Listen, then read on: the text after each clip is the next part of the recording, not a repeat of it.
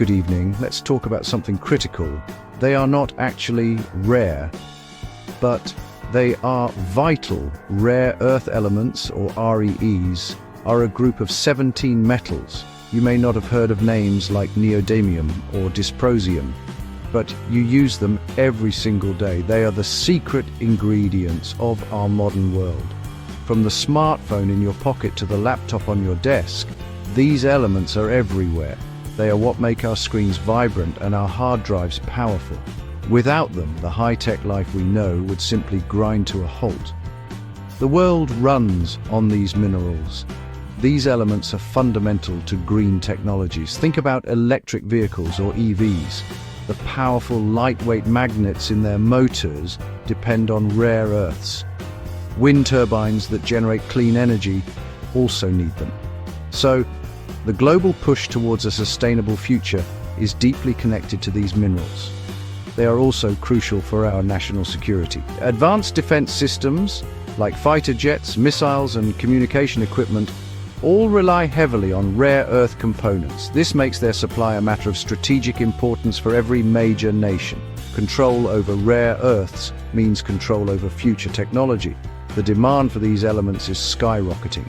As the world transitions to cleaner energy and smarter devices, the need for REEs will only grow. This surge creates a massive economic opportunity. Countries that can mine, process, and manufacture with these minerals will hold a significant advantage. It is not just about digging them out of the ground.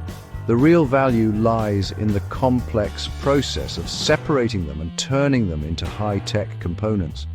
This entire value chain, from mine to magnet, is where the real power and profit are found. For years, the world relied on a single source for these crucial materials. This created a fragile system, a dependency that many are now trying to break. The strategic importance of REEs cannot be overstated.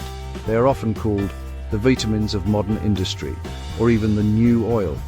This is because a disruption in their supply can have a ripple effect across the global economy. It can stall manufacturing, delay green projects, and compromise defense capabilities. Therefore, securing a stable and diverse supply of rare earths is a top priority for governments worldwide, including right here in India. For decades, one country has dominated the rare earth market, China. It is not just that China has large reserves. The real story is its control over the entire supply chain. China mastered the difficult and often polluting process of separating these elements. It offered them at low prices, which pushed many international competitors out of business. This strategic move gave Beijing immense leverage. Today, China controls over 60% of global rare earth mining, but more critically, it controls nearly 90% of the processing and refining. This dominance is a major concern for the rest of the world. This dependency became a stark reality during geopolitical tensions. China has shown that it is willing to use its rare earth dominance as a political weapon. For instance, it has previously restricted exports to Japan during a territorial dispute. More recently, global trade wars and strategic rivalries have highlighted the risks of this over-reliance. When a single nation can decide who gets these vital minerals, global manufacturing becomes vulnerable. This has forced countries like the United States, Australia, and nations in Europe to urgently look for alternative supply chains. They are now scrambling to rebuild their own domestic capabilities. The impact on global supply chains has been profound. Companies are now looking to diversify their sources. They are seeking to de-risk by moving away from a single point of failure. This geopolitical shift creates a unique opening. It is a moment of crisis, but also a moment of opportunity. The world is actively searching for new partners in the rare earth sector, nations that have untapped reserves and the potential to build processing facilities are suddenly in the spotlight. This is where India enters the picture. The global search for a China plus one strategy is a golden ticket for us. India's own manufacturing ambitions are at stake. Our push for Make in India and self-reliance, or Atmanirbhar Bharat, depends on a secure supply of critical minerals. We cannot build a world-class manufacturing hub for EVs, semiconductors, or defense equipment if we are dependent on a rival for the raw materials. The recent export restrictions from China on elements like gallium and germanium served as another wake-up call. It showed how quickly the tap can be turned off. This has made it imperative for India to develop its own rare earth ecosystem, from mining to manufacturing.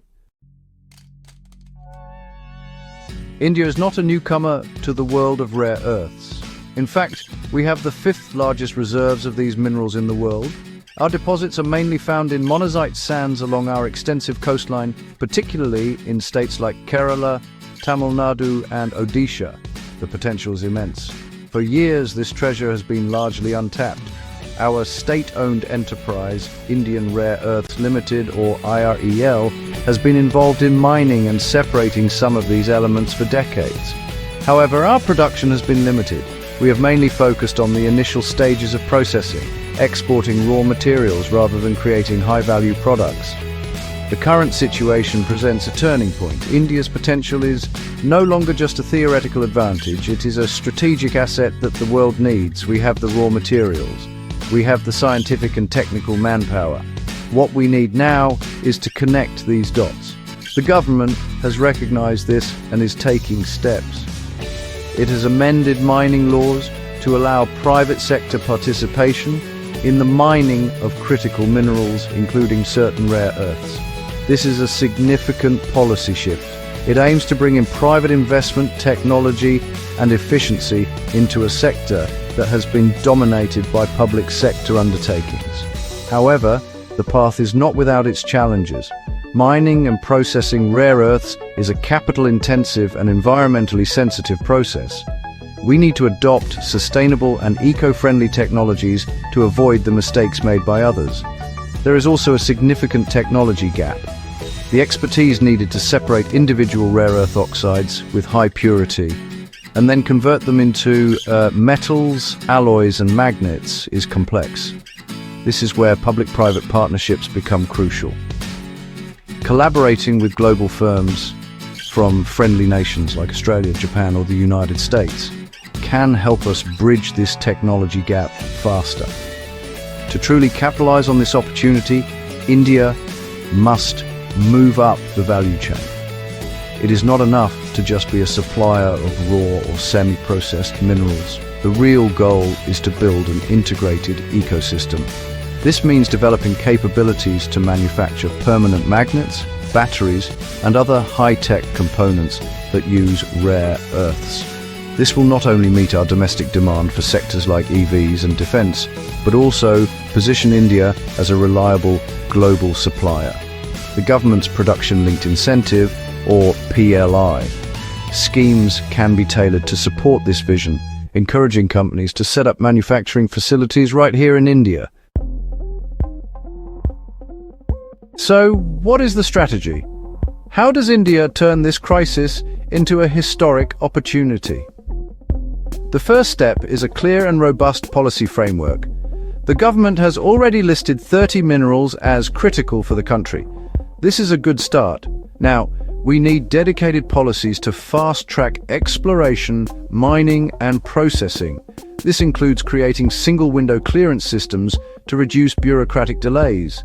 We also need to offer attractive financial incentives to attract both domestic and foreign investment into this high-risk, high-reward sector. A stable and predictable policy environment is key to building investor confidence. Finance is the fuel for this industrial growth. Setting up rare earth processing plants requires massive capital investment.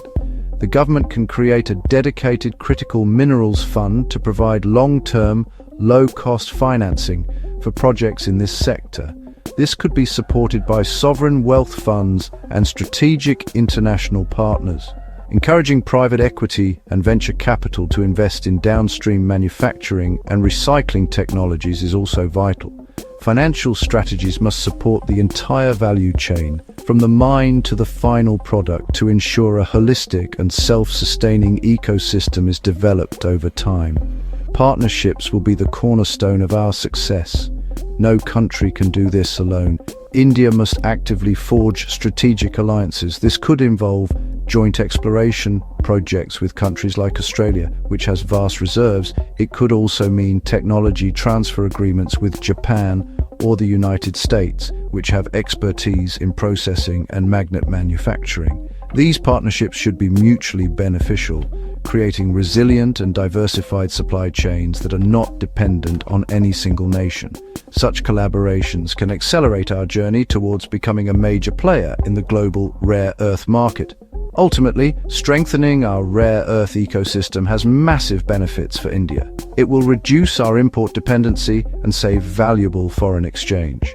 It will create high-skilled jobs and boost our manufacturing sector. It will give a significant push to our Make in India and Atmanirbhar Bharat ambitions. By becoming a reliable hub for critical minerals, India can enhance its geopolitical standing and play a larger role in shaping global technology and security landscapes. The road ahead is challenging, but the opportunity is immense. It is time for India to turn its buried treasure into tangible economic and strategic prosperity.